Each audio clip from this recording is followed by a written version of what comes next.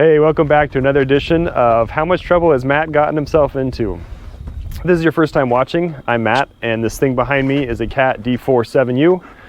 I was assured it ran when parked, and you know what, I truly believe that. The problem is that it was parked 10, 15 years ago, and it was being run with no oil in the engine, allegedly, because the engine was a mess. So I'm working my way through it, and I'm hoping to get it running again because I have a lot of property, 40 acres here, to put it to work on. This week, I don't have much of a plan. I'm hoping to clear out the steering clutch case, the drive clutch case, and maybe repair the transmission and see what other parts come in. I've ordered a bunch of parts. So anyway, that's it. Let's get to it. You know what would have been awesome to have would be those gloves that they have that go up to your shoulder for checking out like cow insides. Because this is a pretty deep case in here. Even though the diesel's been sitting in here, I mean, it's pretty nasty down there. So I basically need to just hand scoop out a lot of this stuff just to get it down to not this.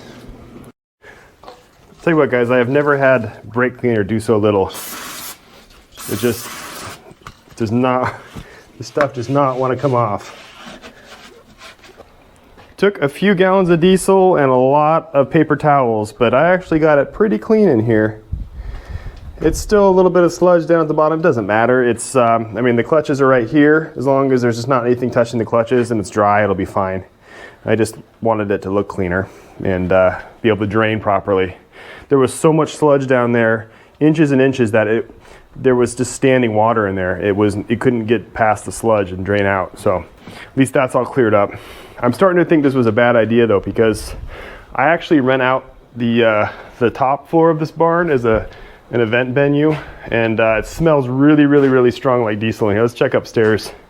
I found over the years that people that are hosting parties don't want it to smell like solvents. And oh yeah, it's really strong up here. So I guess I'll be leaving these doors open for a while for it to for it to air out, because it is pretty rank up here right now. Pretty nice area up here though, right? I actually got married up here when I first moved to this house. So in true hillbilly fashion. Okay, so next up, I want to take this out. I started taking it apart last week, but I kind of put it back together because I need to get this one nut out first before I can take the flywheel out. Or this, I guess this is the clutch plate, not the flywheel. And then that way I can get in here and replace that gear that was messed up.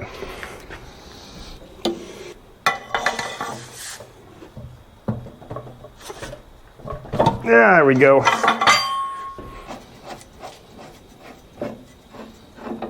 Soldered onto here. I guess I'm assuming this is brass, so it would be soldered on. This thing is pretty loose in here, so see if I can just yank it out.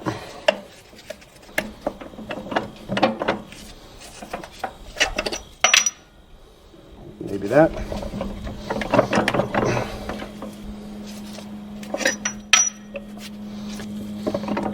There we go. That's a little heavy. Okay, it just kind of popped right out.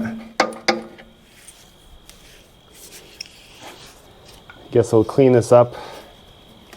Maybe we should clean this up first before we dig into the transmission, because there's less chance of grime getting in. So let's get to work on that, I guess. There we go. Jeez. All right, let's get the big stuff out first. No, look at that. 70 years of grime. I found that this stuff is just so thick it's impervious to like brake cleaner or diesel, so you got to scoop this stuff out first. And then when you're just left with just a little bit, then you can come in with some solvent. Otherwise, you're just wasting your time. Look at that. It's a couple pounds.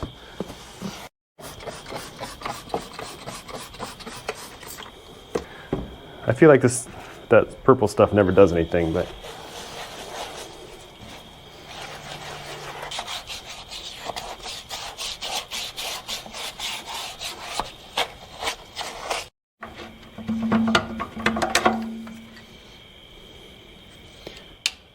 Uh-oh, what was that?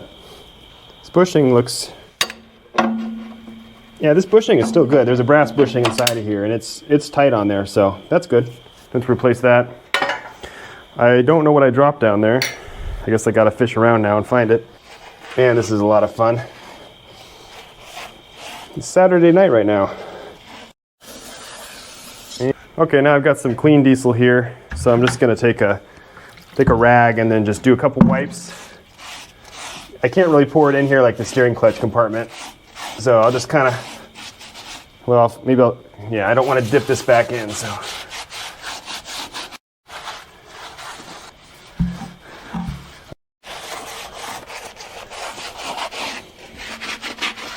I think we might call that good right there. Look at that. You could eat out of there almost. All right, the gaskets. And I realize now all the stuff's gonna fall into this nice clean compartment, but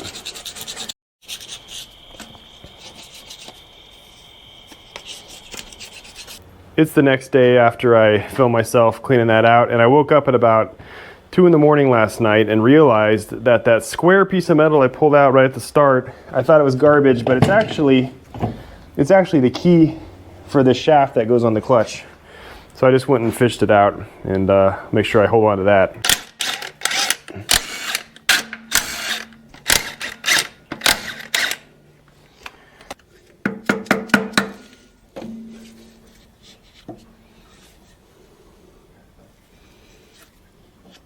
Seal on here actually doesn't look too bad, but I do have a replacement coming.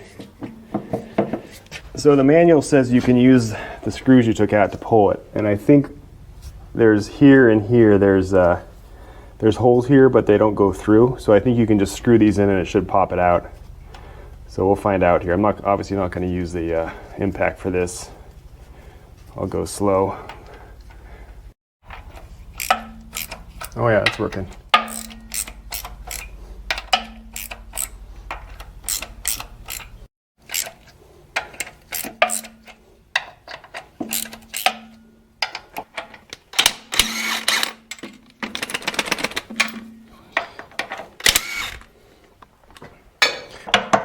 Whoa!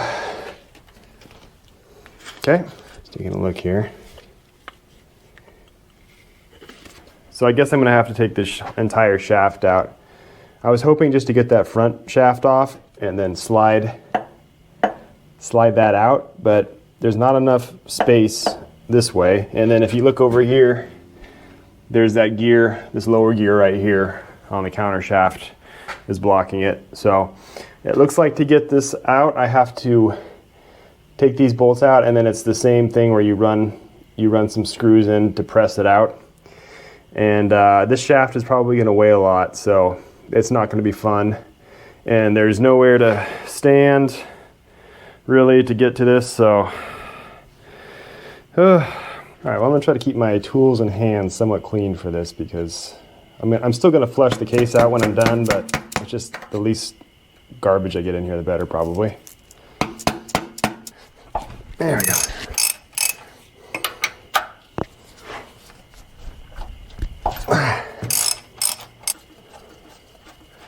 Back's already sore from leaning over this thing. It's only been about 5 minutes. It's not a good sign. Same drill on this as the front shaft. There's just reuse these same bolts from the front cover, and there's a hole here, and then there's a hole, of course, all the way down here to make it extra hard.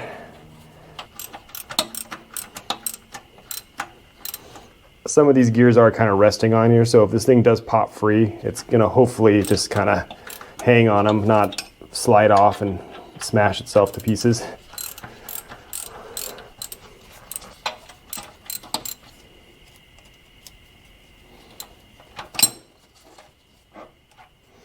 Okay, it's out. Sliding free in here.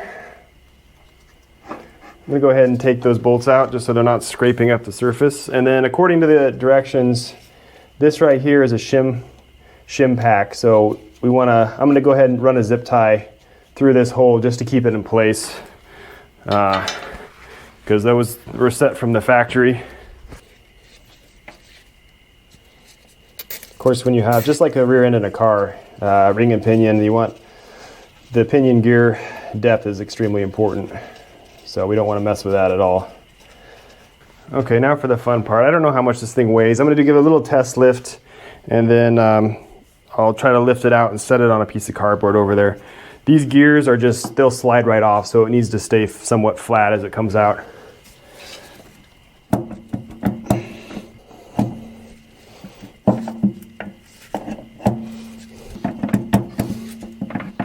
Okay, whew. I'm gonna gently ease this thing out here. How heavy is it?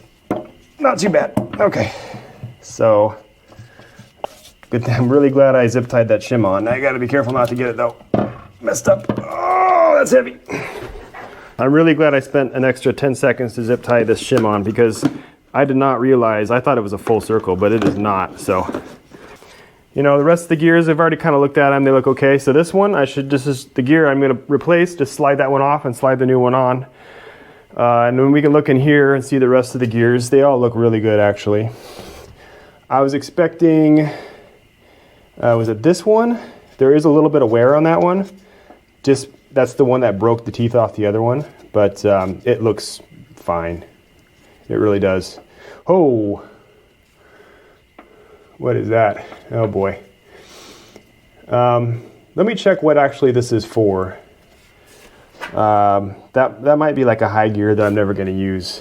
I just now noticed that.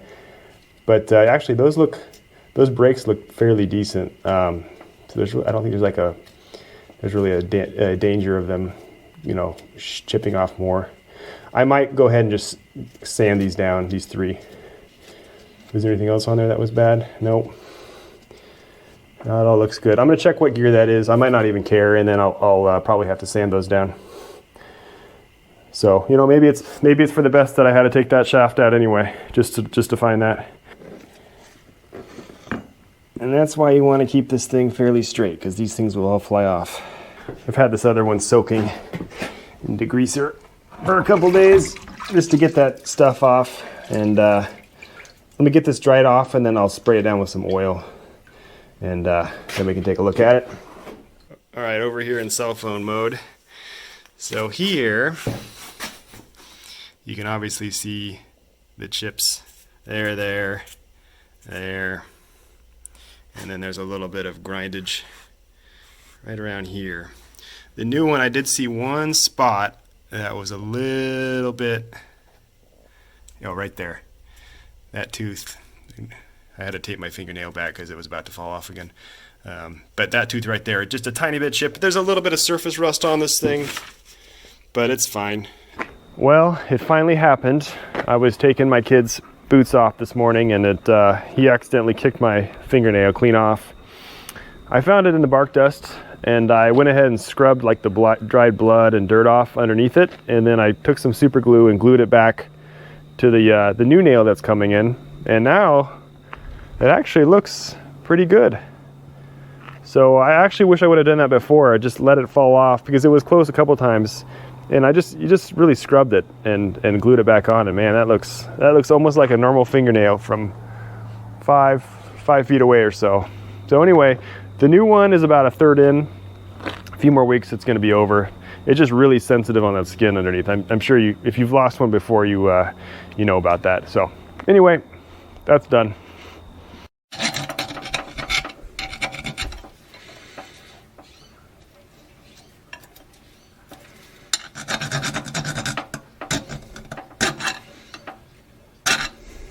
So before I put the shaft back in, I'm going to prep this surface just so I can be done with everything here. So I'm going to clean it off really well. I'm going to retap all these threads, and then I am going to flush the whole case out. And then that way I can just put plastic and seal it all down, and I'll be done with the transmission.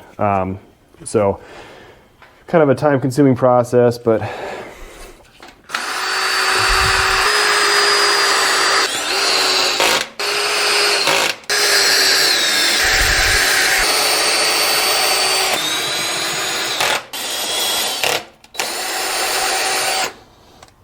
okay, just these 8 holes here.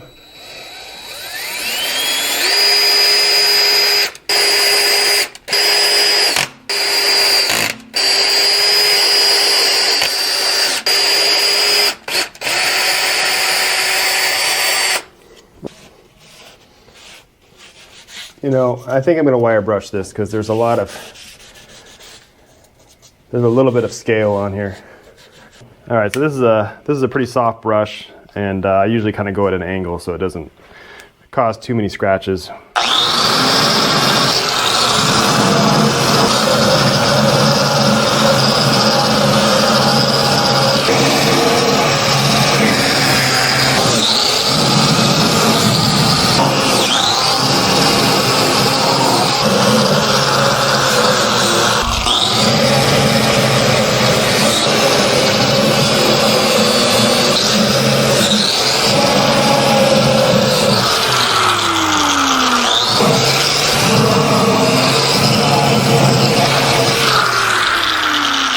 Yeah, that wire brush really reveals a lot of problems. Fortunately, I didn't find any cracks, but there was just really thick gasket material in here that it didn't even look like gasket material, but I scraped it off and now it's smooth there. A lot of pitting around these things. So that's probably fine though, as long as we just get a really good seal on there. But yeah, that's definitely from water getting in. So it's all the way around done now. And I did that lip too. So now I'm just gonna go ahead and oil it. I'm not gonna clean it. And when I get ready to actually put the RTV on, I'll clean it with some brake cleaner and wipe it down really good so it's mirror, you know, like just a nice polish. But I'll put oil on it now so it doesn't rust. A little bit of. All right. It's fairly protected.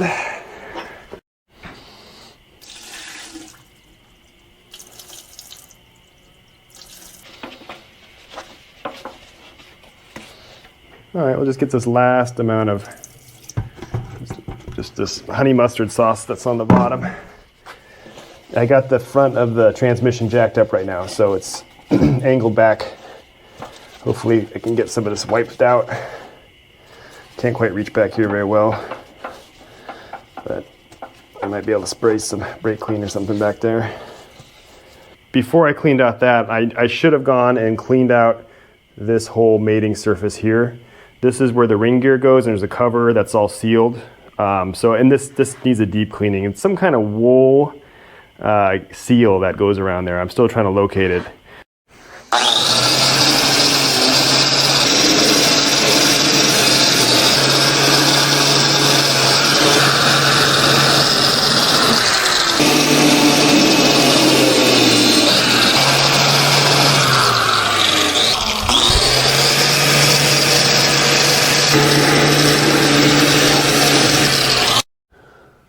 Okay, brake cleaner.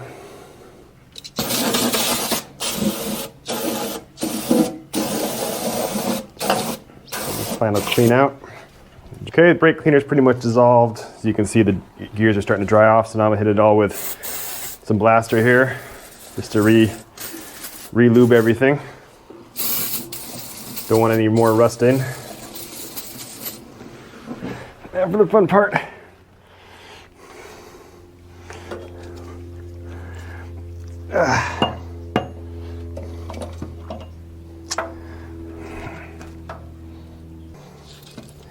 I'll hold the zip tie with my thumb. Keep it from spinning. It might just work. Probably not though. That's heavy. Oh, come on. Get in there. Is this the way I took it out? No, it's not. Ow. Okay. It's heavy. All right. I think I went in this the other way. That's it. All right. Before I put this in, I'm going to let me spray it real quick because it's completely bare right now, and it'll rust if it doesn't have some help on it. Okay. I think this gear needs to slide. Oh, where are you going?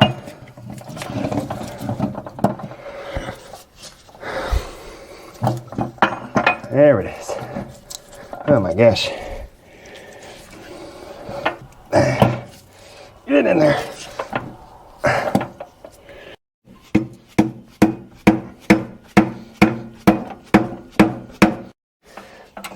Okay, I got it tapped in enough here to get the bolt started. So I think I'm set here now.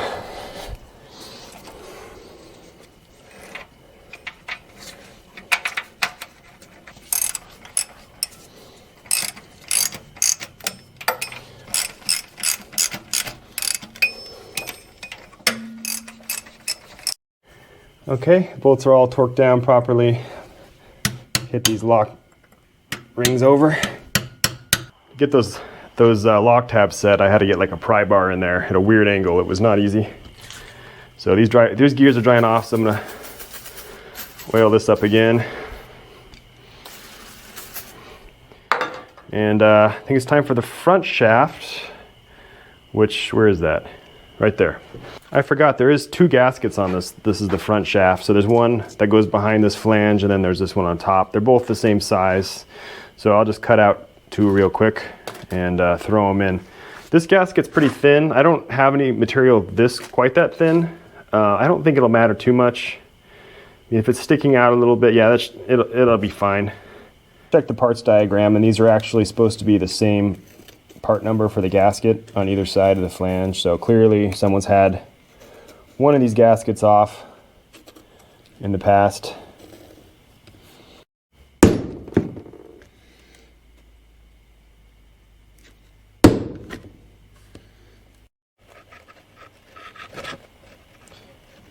Just like arts and crafts day at school.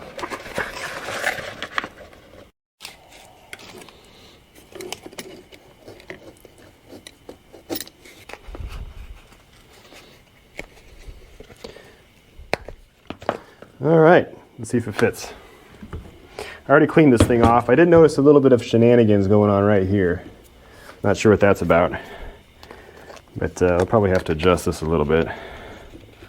Yeah, it's riding up a little on the back, so let me adjust this. Okay, looks like all the holes line up good enough. So I'm gonna make one more of these for the front side, and then we'll be good. Clean this off.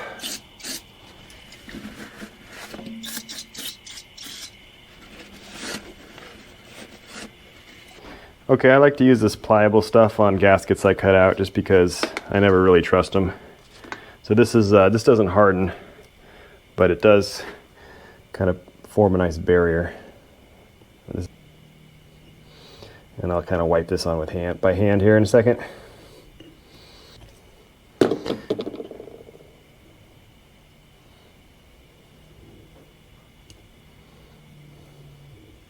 Yeah, this stuff never hardens, so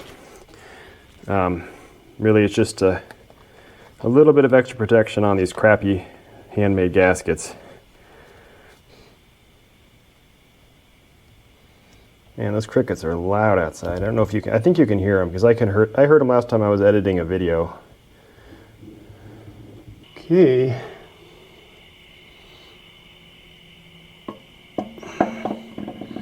Nice and easy.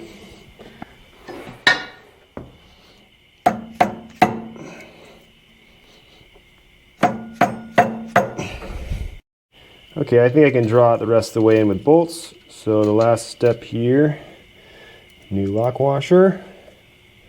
Oh boy, and a little bit of thread lock. And in we go.